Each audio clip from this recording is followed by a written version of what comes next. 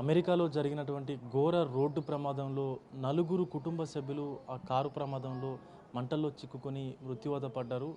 కొంపల్లికి చెందినటువంటి తేజస్విని అలాగే శ్రీ వెంకట్ దంపతులు వారిద్దరితో పాటు సిద్ధార్థ్ అలాగే మృద వారిద్దరి పిల్లలు కూడా ఈ ప్రమాదంలో ప్రాణాలు కోల్పోయారు. సజీవ దహనం అయిపోయినటువంటి సిచ్యువేషన్ అయితే కనిపిస్తుంది. ప్రస్తుతం మనం తేజస్విని వాళ్ళ ఇంటి దగ్గర అయితే ఉన్నాము. ప్రమాదం గురించి తెలుసుకున్నటువంటి తేజస్విని తల్లిదండ్రులు రవికుమార్ అలాగే ఆయన భార్య అనిత కూడా నిన్ననే ఇక్కడి నుంచి బయలుదేరి కొంపల్లి నుంచి హైదరాబాద్ నుంచి బయలుదేరి నైటు అమెరికా కూడా వెళ్ళినట్లుగా తెలుస్తూ ఉంది. ఆ ఇద్దరు పిల్లలు చనిపోవడం అనేది అందరినీ కూడా స్థానికంగా అందరినీ కూడా కలిచివేస్తూ ఉంది. ఆయన కుటుంబ సభ్యులతో పాటు తేజస్విని బంధువులు రవికుమార్ బంధువుల్లో కూడా తీవ్రని శోకాన్ని అయితే నింపింది.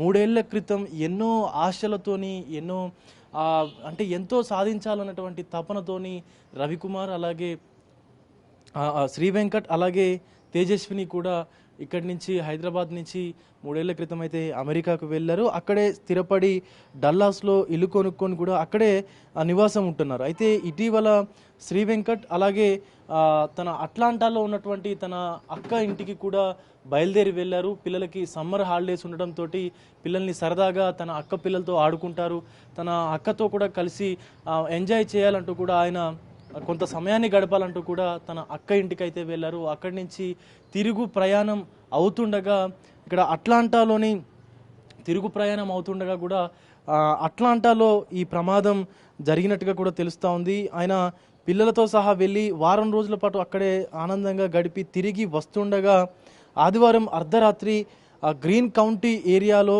రాంగ్ రూట్లో వచ్చినటువంటి ఒక మినీ ట్రక్కు వారి కారును ఢీ కొట్టడంతో ఒక్కసారిగా వేగంగా ఢీ కొట్టడంతో కారులో మంటలు చెలరేగాయి. మంటలు చెలరేగానే త్రుటిలో అంటే తప్పించుకునేటువంటి ప్రయత్నం కూడా చేసినట్టుగా తెలుస్తోంది. కానీ కారు మొత్తం కూడా లాక్ అయిపోయి ఆ నలుగురు కూడా శ్రీ వెంకట్ తేజస్విని అలాగే శ్రీ వెంకట్ ఇద్దరు పిల్లలు మృద సిద్ధార్థ్ ఇద్దరు పిల్లలు కూడా ఈ యొక్క మంటల్లో చిక్కుకొని వారి ప్రాణాలు కోల్పోయినట్టుగా తెలుస్తూ ఉంది.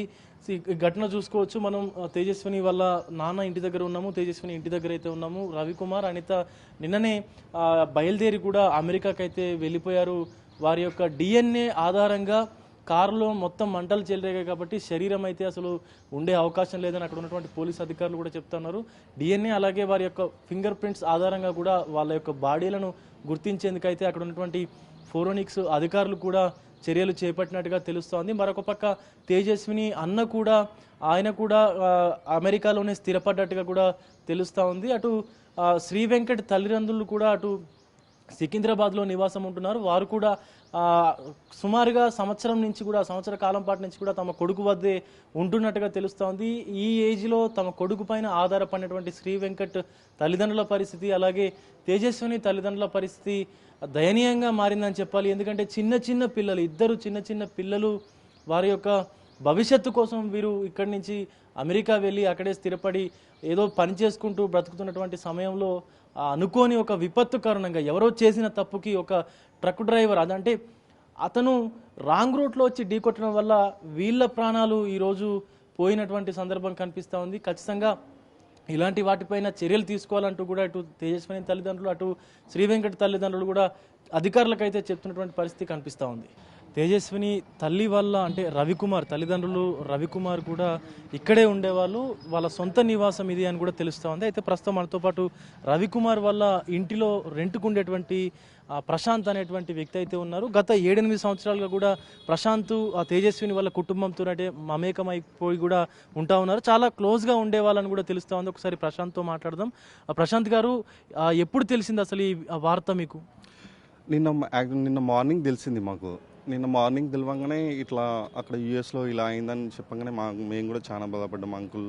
అంకుల్ వాళ్ళకు కూడా ఈ విషయం తెలిసి వాళ్ళు కూడా కన్నీరు మున్నీరు అయ్యారన్న.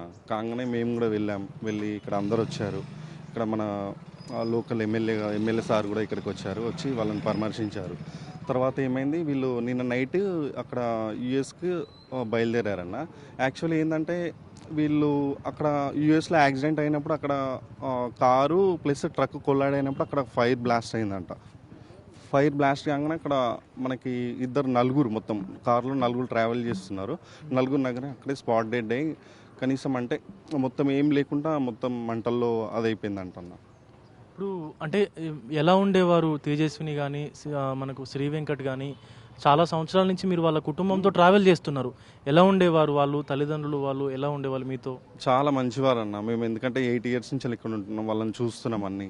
ఎందుకంటే రీసెంట్లీ అంటే వాళ్ళు ఒక 1 ఇయర్ ముందు యూఎస్కి మూవ్ అవుట్ అయ్యారన్న. ఎవరు తేజస్విని అక్క వాళ్ళకిన మూవ్ అవుట్ అయినాక అక్కడ వాళ్ళు సొంత హౌస్ కూడా కొనుక్కున్నారు. అక్కడ సొంత హౌస్ కొనుక్కున్నాక ఇప్పుడు అంకుల్ వాళ్ళు కూడా అక్కడ house opening party, house opening గృహప్రవేశానికి కూడా అక్కడికి వెళ్ళి ఒక 1 మంత్ అక్కడ ఉండి అక్కడ స్టే చేసి వచ్చారు. అంతకుముందుకు ఇప్పుడు అక్క వాళ్ళ పిల్లలు కూడా కౌశల్, ఆ చిన్న పాప కూడా ఇక్కడికి వచ్చినప్పుడు వాళ్ళు కూడా మంచిగా వాళ్ళు కూడా బాగా ఇక్కడ ఆడుకునే వాళ్ళన్న. అతను కూడా బాగానే ఉండేదన్న వాళ్ళు.